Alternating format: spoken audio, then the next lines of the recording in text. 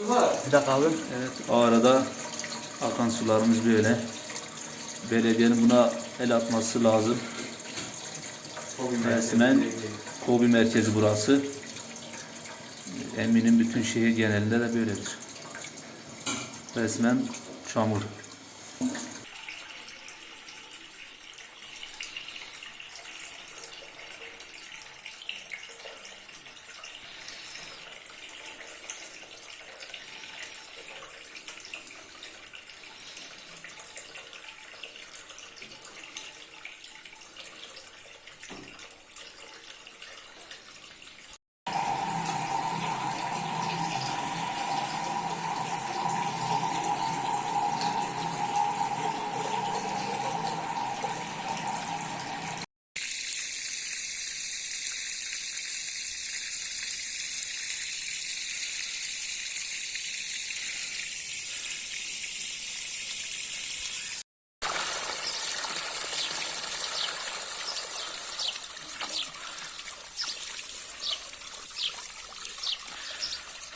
...27 Mayıs bugün pazar, yarım saattir açmışız, su hala bu şekilde kirli akıyor.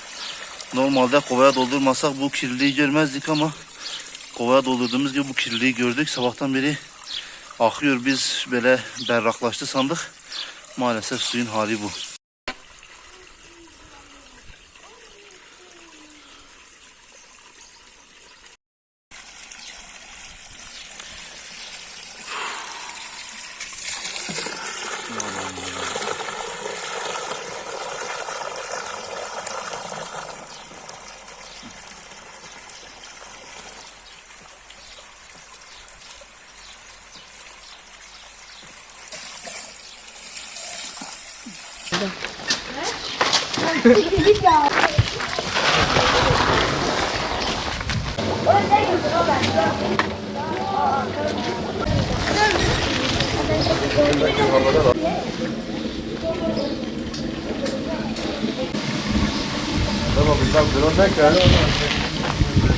Eskiden de gelip alıyorduk ama bu kaç gün sularımız çamurlu gelmesinden, şebeke sularının kötü gelmesinden dolayı daha sık gelmeye başladık.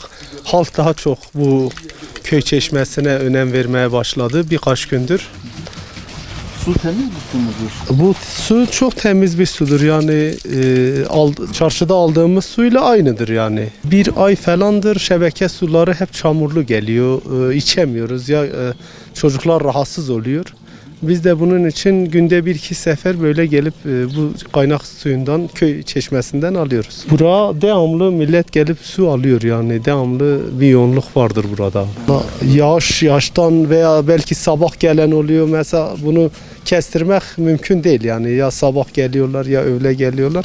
İhtiyacı olan gelip istediği kadar su alabiliyor. Belediyenin bize yapacağı en güzel hizmet su olması gerekir yani.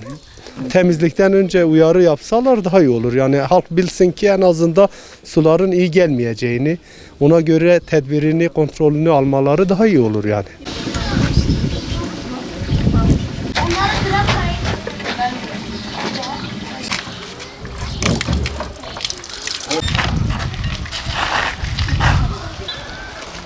Hadi abi hadi. Şimdi paylaşalım yoksa?